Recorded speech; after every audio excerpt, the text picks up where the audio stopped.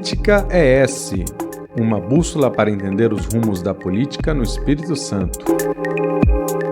Olá, eu sou o Vitor Taveira, você está assistindo ouvindo Política ES, programa sobre política no Espírito Santo, aqui no Século Diário. Esses e outros programas você encontra nos canais do Século Diário no YouTube, nas plataformas de áudio, como Spotify, e também nos encontra no Instagram, @TV Século. Estamos hoje como convidada aqui a capitã Stephanie, vice-prefeita de Vitória e pré-candidata também à prefeitura pelo partido Podemos. Obrigado pela presença, capitã Stephanie, e bem-vinda. É verdade, obrigada, Vitor, é um prazer estar aqui, né? Obrigada pelo convite e é uma honra ter esse lugar de fala e esse lugar de debate.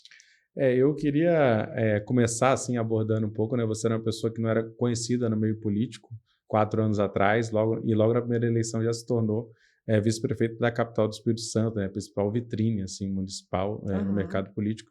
E chamou muita atenção o seu perfil, né? Como se fosse ali, como que escolhido a dedo, né? Com várias características que ajudavam a compor essa chapa com Lourenço Pasolini, né? Com a mulher negra, policial militar, evangélica, vinda da periferia, que são vários elementos que dá a entender que não foi nada por acaso, né? Foi uma escolha mesmo e foi muito usado também isso na campanha. Eu queria saber primeiro, assim, para começar, sobre o seu aprendizado como vice-prefeita, tanto em termos de gestão como no funcionamento da política mesmo, da lógica da política, é uma lógica às vezes bem complexa, complicada, dura, né?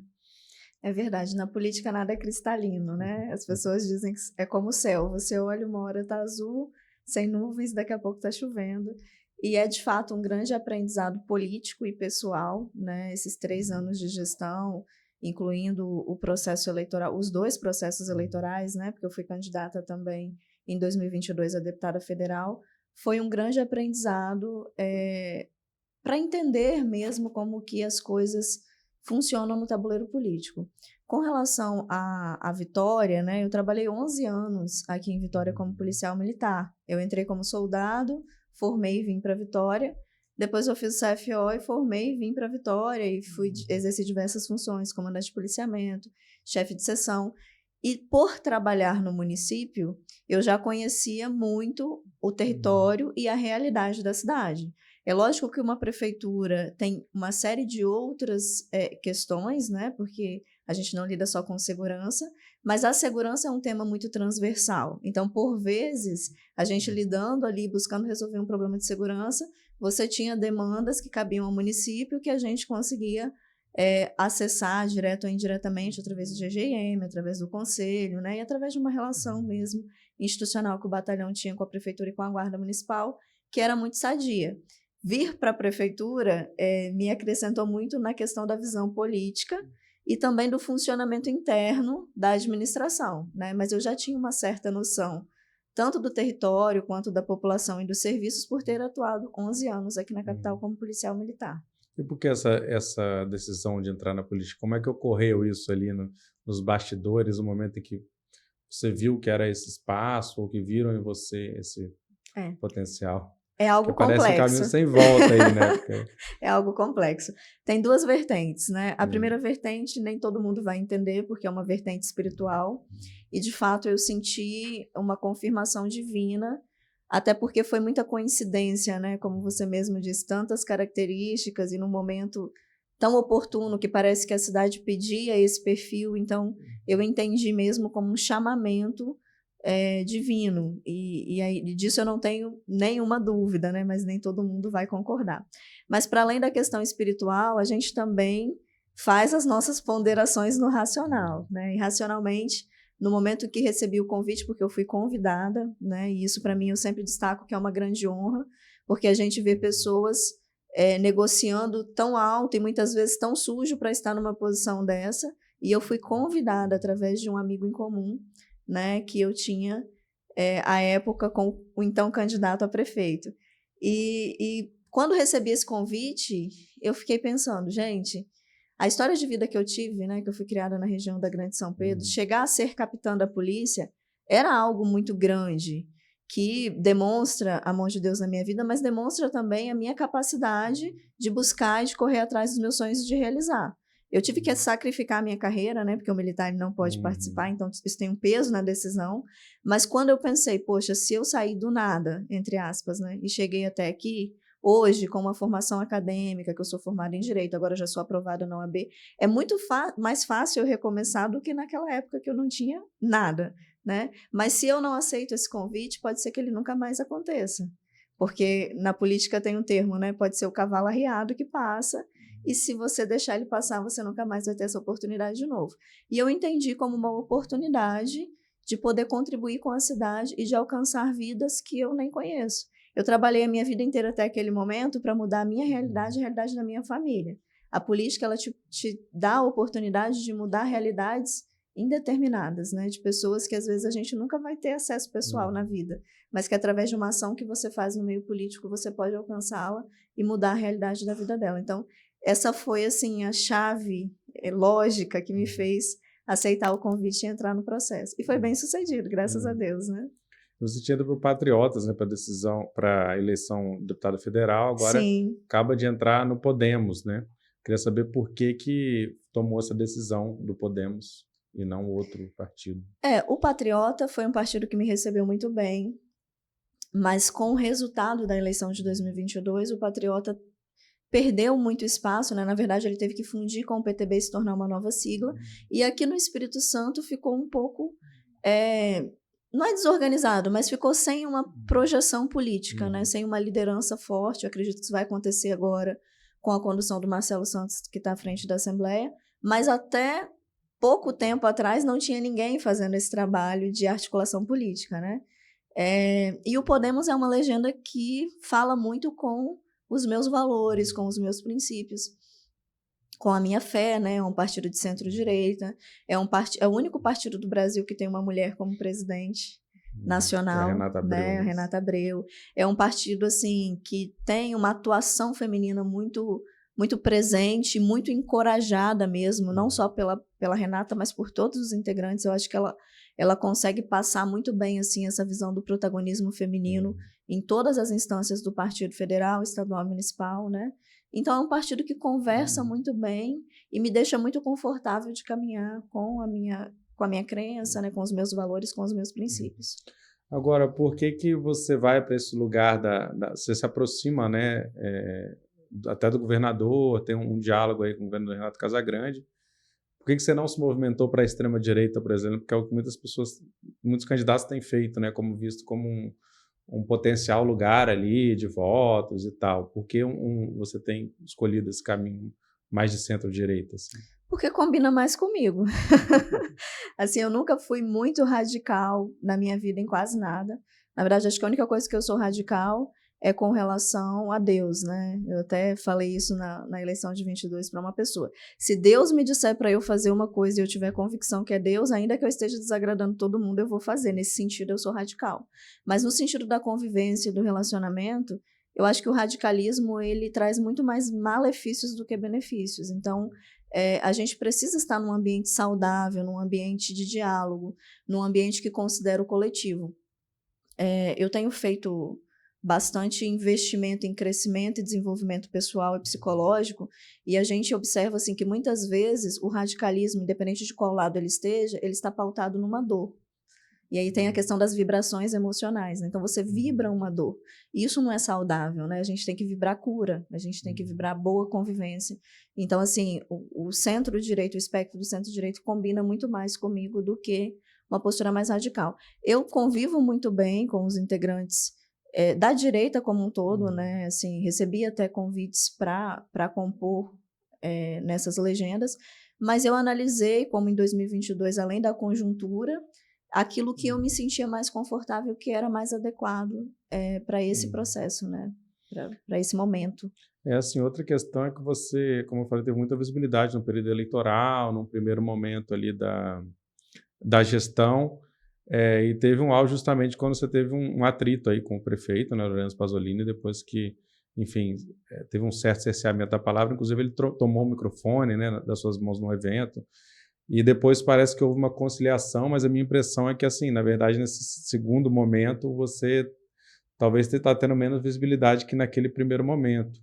Como é que foi esse acordo? Como é que vocês chegaram a... Porque é comum também ter conflitos, né, entre um prefeito e vice e tudo mais, mas assim... Não era para ser, né? Não deveria. Não Deveria ser deveria. até uma questão, né, de um alinhamento. O que aconteceu e como é que vocês estão convivendo? Até porque você hoje está como pré-candidata, de alguma maneira, de oposição ao prefeito. Na verdade, assim, a gente nunca teve uma relação pessoal, nem de amizade, nem de muito contato próximo. O que acontecia no início da gestão é que eu ficava correndo atrás das agendas e me inserindo nos espaços até para mostrar que eu estava junto, que eu queria contribuir na gestão, mas isso era só mesmo também no espaço público e a gente nunca teve afinidade de definir coisas juntos, de discutir nada em conjunto, né? E esse distanciamento que você mencionou, Vitor, na verdade veio da minha parte, porque pós o processo 2022, que houve essa publicização da ruptura que sempre existiu, né? Porque os 2 anos que se iniciaram... Foi como um estupim, né? Você resolveu botar a boca no trombone. Não nesse sentido. O que acontece? Passou esse processo, esse período de pós-eleição e as coisas melhoraram, eu percebi que não fazia sentido nenhum eu ficar correndo atrás de uma agenda de uma pessoa que não me queria por perto. E aí, à medida que o tempo passa também, eu me sinto muito mais como um elemento de incomodação nos ambientes. Então, eu não preciso estar ali, porque a minha função, né, dentro da prefeitura, hoje, pela lei orgânica municipal, a única função que o vice-prefeito tem é substituir o prefeito na ausência dele. Ou quando ele pedir. Então, assim, ele nunca se ausentou e me pediu poucas vezes. E eu cumpri. Acho que somente uma vez que eu não cumpri, mas justificadamente. Então, assim, eu não tenho obrigação legal de estar em um ambiente emocionalmente tóxico para mim, entendeu? E que não me dá, na verdade, condição nenhuma de trabalho, muito pelo contrário, porque enquanto eu estou cumprindo uma agenda de uma outra pessoa, eu posso estar atendendo uma pessoa no meu gabinete, eu posso estar visitando um equipamento, eu posso estar, de fato, em contato com a população e me disponibilizando para servi-la, que foi o que eu me propus quando eu entrei, né? Porque o objetivo de você estar num cargo público é servir a população, principalmente numa situação de vulnerabilidade, quando as pessoas mais precisam do poder público. E o que você tem feito, então, assim, nesse espaço da prefeitura? Exatamente isso. Esses 3 anos, mesmo no início tendo sido meio que vedado para mim esses atendimentos, mas eu nunca, até porque não tem justificativa, eu nunca me convenci de que eu não podia fazer isso. Então, eu fiz diversas visitas. Na verdade, a gente fez... Eu fiz, né? E aí, em algumas, o prefeito foi também com a equipe dele, visitas às 17 secretarias quando nós chegamos, porque isso é uma bagagem profissional que eu trago da Polícia Militar, né? Quando um comandante novo chega, ele vai conhecer as unidades, até para que ele entenda quais são os problemas físicos e conheça as pessoas que ali trabalham. E nós fizemos visitas às 17 pastas, né? Eu fui em todas, ele não foi em todas. E através disso nós identificamos problemas crônicos, até alguns, na gestão, que não eram pauta de solução e se tornaram por conta dessa visita. Eu fiz diversas visitas a equipamentos, escolas, unidades de saúde, equipamentos da assistência social, enfim, né, do esporte, diversas outras unidades ao longo desses 3 anos.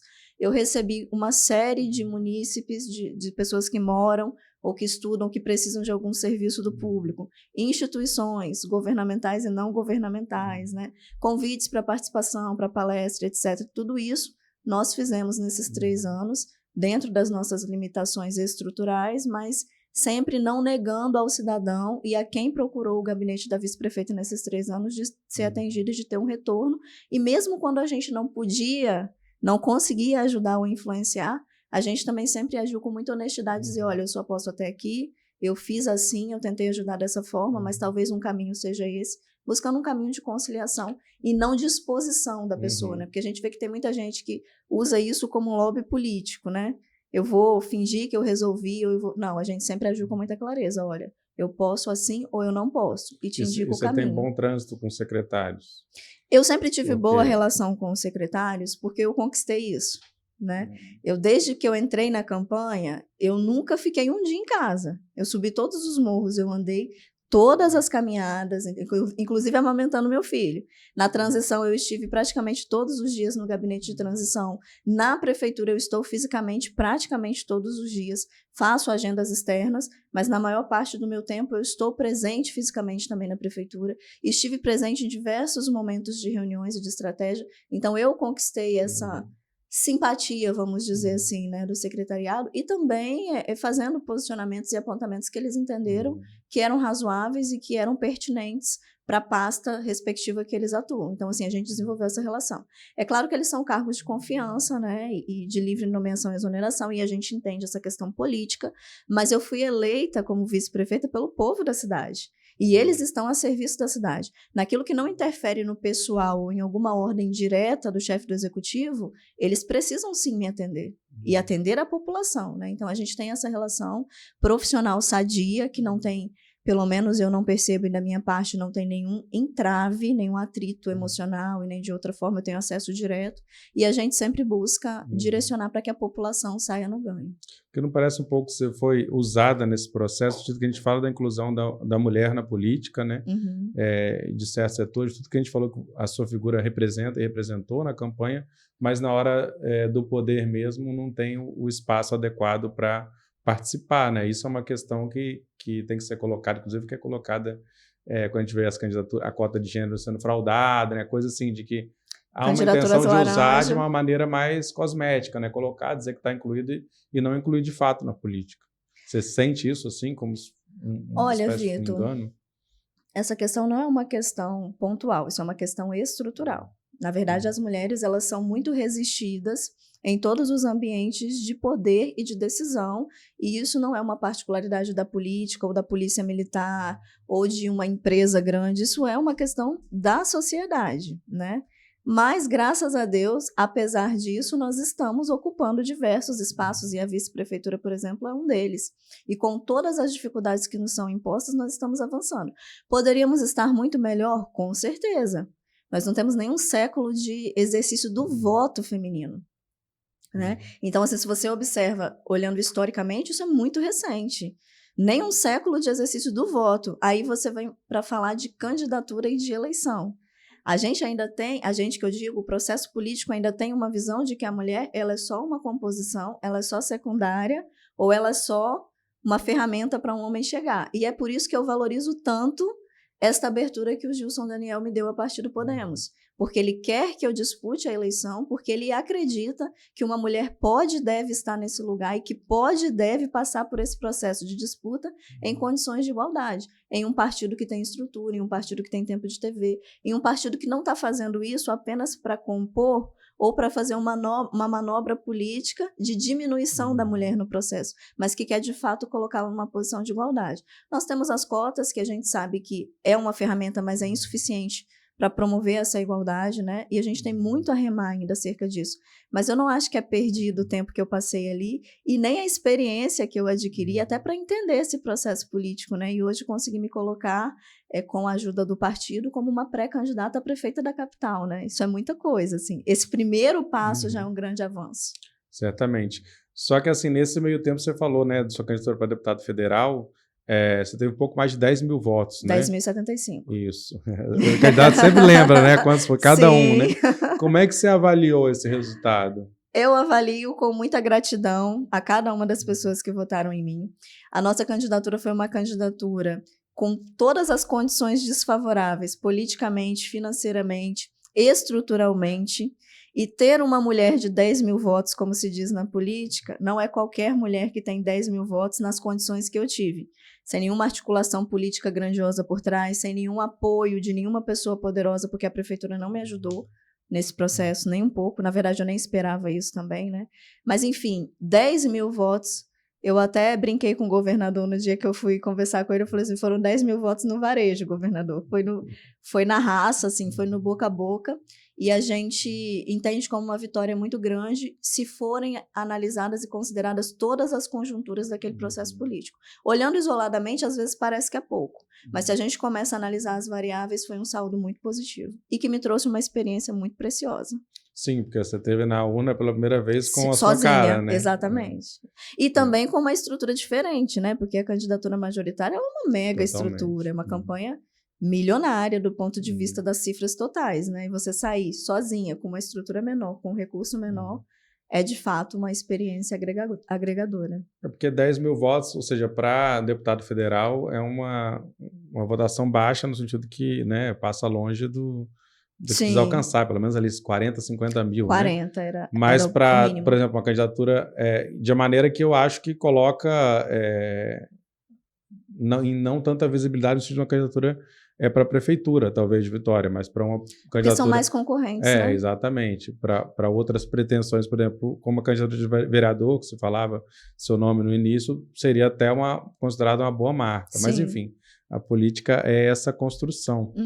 O que eu queria saber é justamente sobre essa candidatura, porque a gente tem falado aqui ao longo dos programas, entrevistado, inclusive alguns pré-candidatos, que a gente tem um campo bem congestionado aí em Vitória, né? A gente tem o prefeito candidato à reeleição, a gente tem uma candidatura de extrema-direita sinalizada, né, com o capitão Assunção pelo PL, a gente tem uma candidatura de esquerda mais radical com a Camila Valadão, que está colocado, o João Coser mais à centro-esquerda, a gente tem esse grupo aí dialogando, inclusive assim, o João Coser disputa o apoio do governador com esse outro grupo que diz que vai sair uma candidatura, a gente não sabe se vai sair só uma, né, que é a Luiz Paulo pelo PSDB, o Gandini pelo PSD, Thiago Hoffmann pelo PSB e mais outros que apareceram, né? Agora tem o Majestic também pelo PDT. Então, assim, você tem um campo muito amplo ali, principalmente nessa centro-direita. Então, se você tem conversado com outros candidatos, se você vê possibilidades de composição e até como é que está essa relação em relação ao governo estadual também, porque pulverizar muito pode ser um tiro no pé no sentido de que pode não ter nenhum desses candidatos no segundo turno. Né? Sim. Isso é do processo político, né? Como você falou, está congestionado, mas não está congestionado só no centro. Está congestionado de uma forma geral. Principalmente, mas porque é a capital do estado que nós estamos falando, né? Então, existe um real interesse político de diversos grupos neste território, né? Mas, assim, nós estamos em diálogo com o governo e com esse bloco de centro por intermédio do partido. Eu tive até uma conversa recentemente com o Thiago Hoffmann, porque a gente sempre caminhou, desde que eu vim prestar o apoio ao governador, a gente sempre esteve muito próximo e caminhou junto. E aí, assim, nós vamos andar em harmonia, mas nós vamos dialogar isso também por intermédio do partido, porque a legenda que me abriu esta porta e não me abriu como uma estratégia de trampolim ou de negociação, me abriu de fato para que eu pudesse colocar o meu nome, apresentar um projeto e disputar a eleição, né? Então, assim, eu não vou retirar o partido dessa negociação, né? E o partido já está nesse bloco, né? O Thiago Hoffmann está à frente desse alinhamento e o Podemos está no bloco que ele está conversando. Então, assim, vai haver esse momento de um diálogo mais direto, mas o partido vai estar nessa mesa para conversar junto comigo. Mas vocês não firmaram ainda um acordo de que vão sair uma candidatura, junto com esse bloco de sair só uma candidatura? Esta é a intenção, mas o cenário político é muito dinâmico, como você mesmo disse, né? Então, assim, a depender dos termos e das exigências, pode sair, pode não sair, entendeu? Mas o nosso desejo é que saia e que as coisas continuem harmônicas e alinhadas. E vamos dizer que vocês, nesses diálogos, digamos, optam por outro candidato, assim, viabilidade. Você considera a candidatura, por exemplo, de vice-prefeita novamente ou de vereadora? Então, nós vamos depender do que vai ser conversado e daquilo que vai ser alinhado junto com o partido. Mas o meu desejo pessoal é não ser vice de novo, né? E, assim, com relação à candidatura à vereança, era uma opção que eu imaginava antes de ter recebido essa oportunidade de ser pré-candidata a prefeita, porque a gente tinha condição de fazer uma construção bacana, né? Mas com o movimento de prefeitura, nós vamos precisar do apoio de diversas pessoas que têm interesse em ser vereadores, inclusive já tem vários nos apoiando.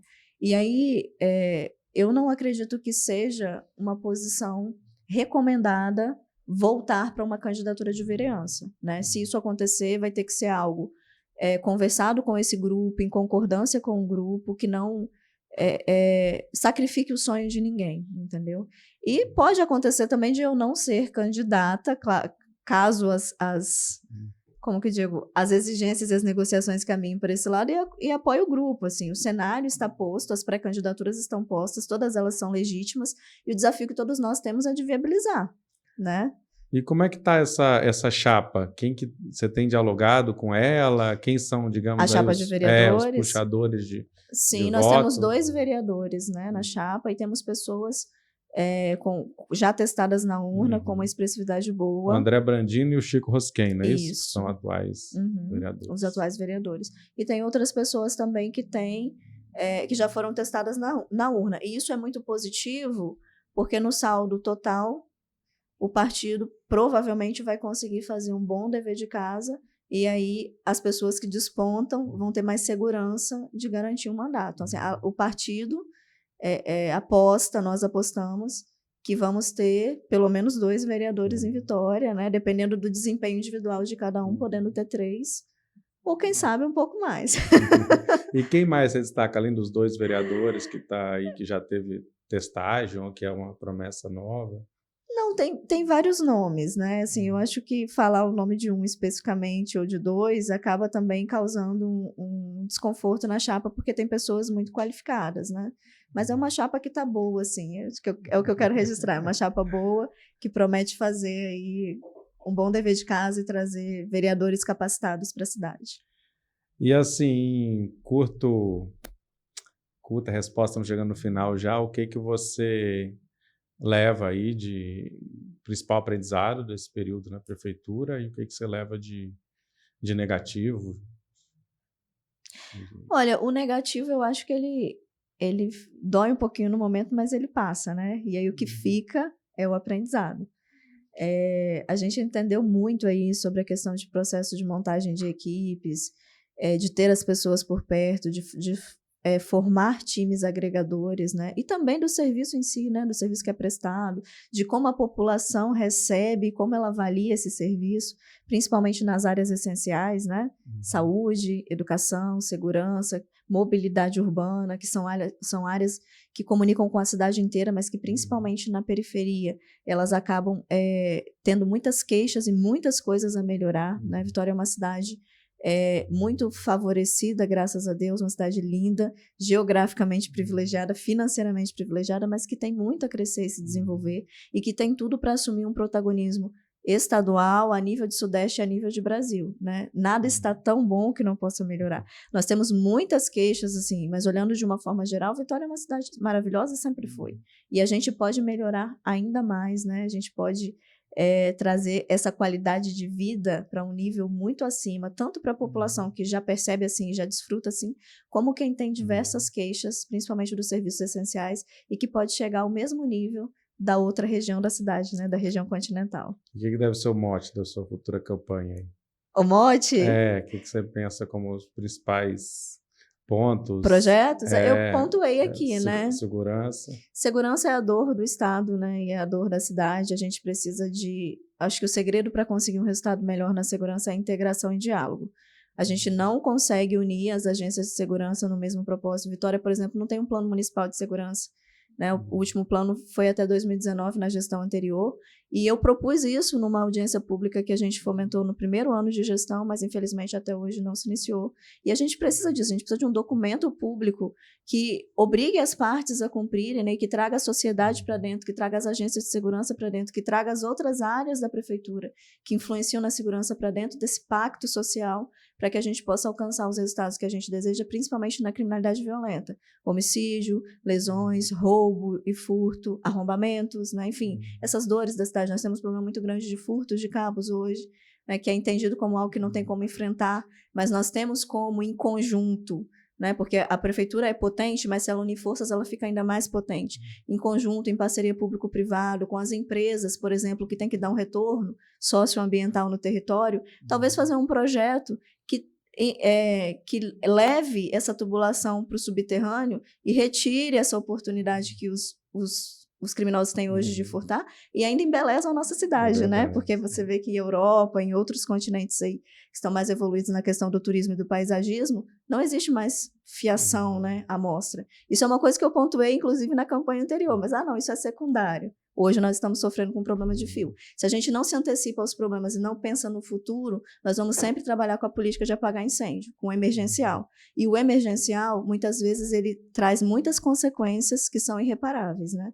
Então, nós temos um projeto de melhoria da qualidade do atendimento da saúde, melhoria da qualidade da educação. Foi um projeto meu também, o pré-IFES, uma ideia minha, né, que não saiu do papel, mas foi uma ideia minha, o pré-IFES, para quê? Nivelar esses alunos que vão prestar o IFES ou prestar outros concursos, ou até um Enem, porque eles não têm um concurso preparatório. Você vê o aluno da escola particular, estuda a vida inteira na escola particular, no ano do pré, ele faz um cursinho preparatório, e o aluno da escola pública não tem acesso a essa ferramenta. E isso é bom não só para o aluno, isso é bom para a sociedade como um todo, porque nós vamos ter pessoas com nível melhor de instrução, de qualificação, de preparo para estarem no mercado de trabalho, né? Então, assim, mobilidade urbana tem várias coisas que nós temos que melhorar bastante, né? Nós temos ali aquela orla que vai de Andorinhas até quase o centro de Vitória pela periferia, né, passando por São Pedro, Grande Vitória, aquela orla precisa de uma intervenção como um todo. Hoje está sendo feita uma intervenção em São Pedro que já deveria ter sido terminada há muito tempo, porque em 2021 tinha o recurso, estava tudo pronto para executar, foi executado tardiamente, e ela já poderia estar pronta e ter um projeto de complementação dos dois lados para que a orla toda fique com a mesma condição e que talvez a gente consiga uma via alternativa de mobilidade urbana saindo de Andorinhas e indo até o centro. Olha que interessante, porque a Serafinderense está muito congestionada e a gente não tem muito o que fazer no sentido de desapropriação, né, essas coisas. Então, assim, a gente tem muita coisa para pensar de solução para a Vitória para esses próximos anos e estamos aqui para construir juntos. Muito obrigado, capitã Stephanie. Obrigada, Vitor. Política é o programa semanal do Século Diário, né? Ele vai ao ar todas às quintas-feiras, às 17 horas, produção e locução minha, Vitor Taveira, e apoio técnico do Tony Braga e do Estúdio 42B. É isso, convido todo mundo a seguir aí o YouTube, o Século Diário também nas plataformas de áudio e acompanhar as novidades sempre no séculodiario.com.br. Posso dar uma última palavra? Pode. Bom, esse projeto de ser pré-candidata a prefeito é algo que aquece o meu coração e é de fato um sonho poder contribuir para a melhoria da cidade que a gente ama, né? E tem uma frase muito famosa do Walt Disney, que ele diz que se você pode sonhar, você pode realizar. Então, se nós podemos sonhar com uma cidade melhor, nós podemos ter uma cidade melhor. É isso que eu quero registrar. Obrigada.